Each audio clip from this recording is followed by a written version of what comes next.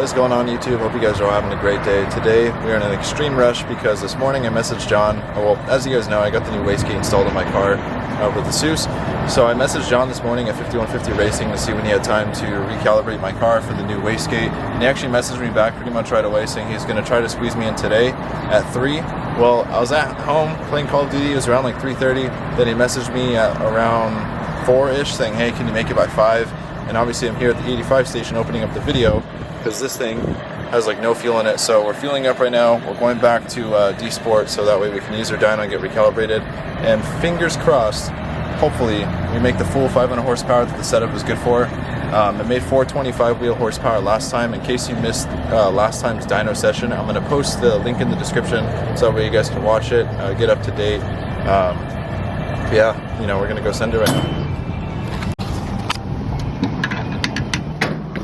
I was literally in such a rush today to get everything that I needed, my little clicker thing and all this stuff, because it's always kind of a science project to get the Evo out of my house, that I forgot my freaking face mask, so I can't get anything inside anywhere. It's dyno time. About a 43-minute drive. We won't make it, we won't be running too late. Getting away with something. The AC's on, baby. Chilling. 75 miles an hour. Doesn't really have that much drone, even for having a Tome. I'm living.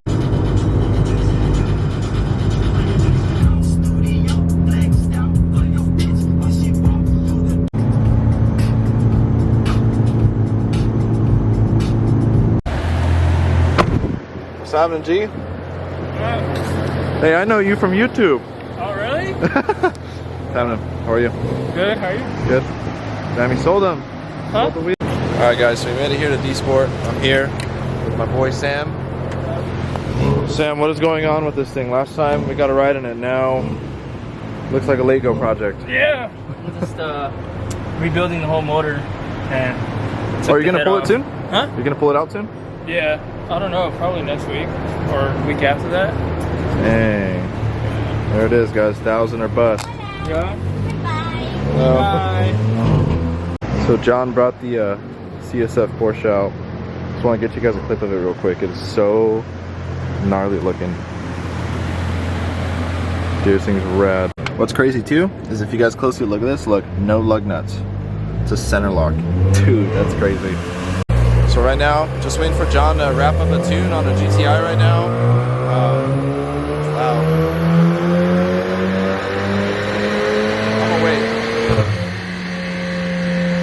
I'm just waiting for him to wrap up the tune on a GTI, and then we're gonna pull my car in, strap it down. Jesus is on the way too, because he's got to drop off some bumpers that I guess a customer is gonna pick up today. Comment right now, guys, what do you think this car is gonna make? Are we gonna hit the 500 mark? Are we gonna make 480, 490? Drop a comment right now what you guys think it's gonna make. I forgot to mention too on Sam's car, in case you guys are wondering, he's gonna go with the 6870 from Precision most likely. It was running a 6266 before, making about 730, 740 wheel on a dyno jet here at D Sport. So we'll see what it makes. Like this video if you want to see some 1,000 horsepower Evo 8 pulls, which I know Sam's gonna send it and he'll probably launch it, spin all fours. It'll be gnarly.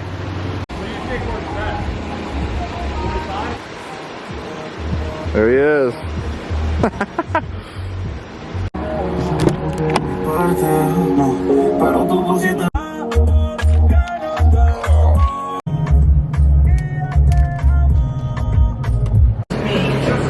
got this, man. Get one of these guys. What? Oh, no. Have a great day, guys. Thank you. Appreciate it. A mask. I got it. Like it's hard to breathe with them on. I feel like a fish out of water, you know? Yeah, for real. Like at first it's cool, and then it's just like... Alright, so since John was finishing up that GTI that you guys saw getting tuned, he still got to set up launch control and two-step. I came with a Seuss here to the shop, pick up some bumpers and wheels for a customer.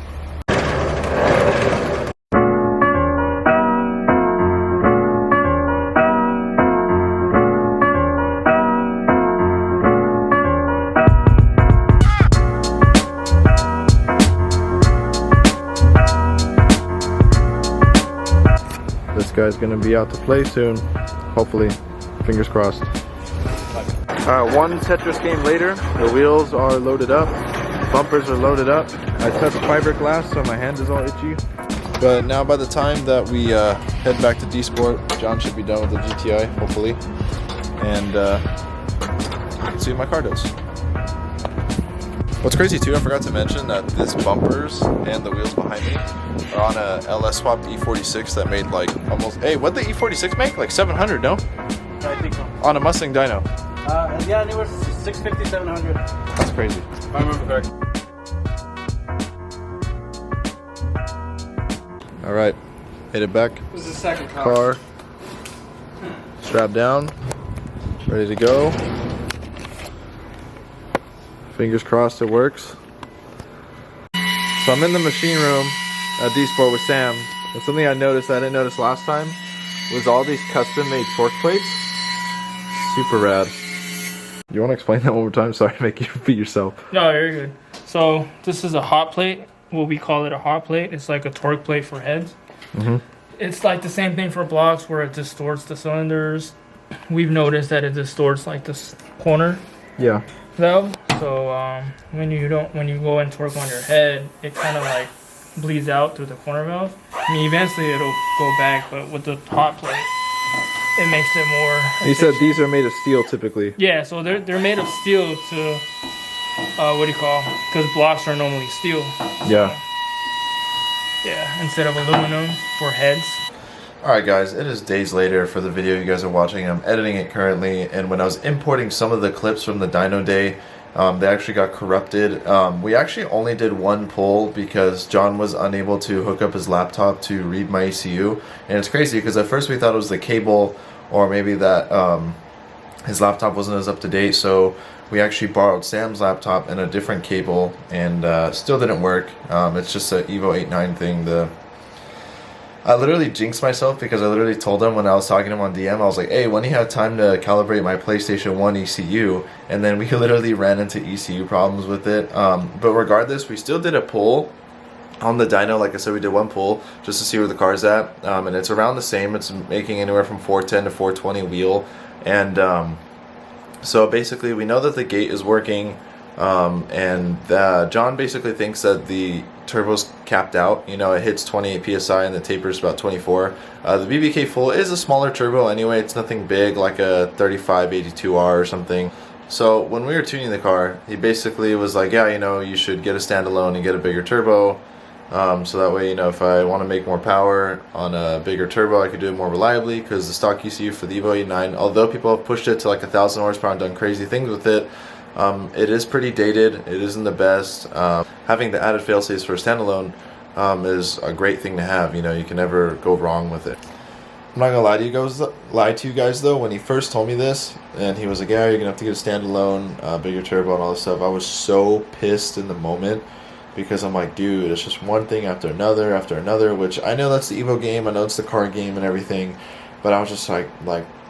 Dude, I've had this car for 3 years. It's never been like 100%. I just, like, my friend Lorenzo just had great luck with this turbo, made 480 wheel on a Mustang, and like it just didn't produce what I wanted. I mean, Lorenzo did have different cams. He had GSC S2s and I have Kelfer 272s, which is 274 versus 272, which I don't think would make that big of a difference.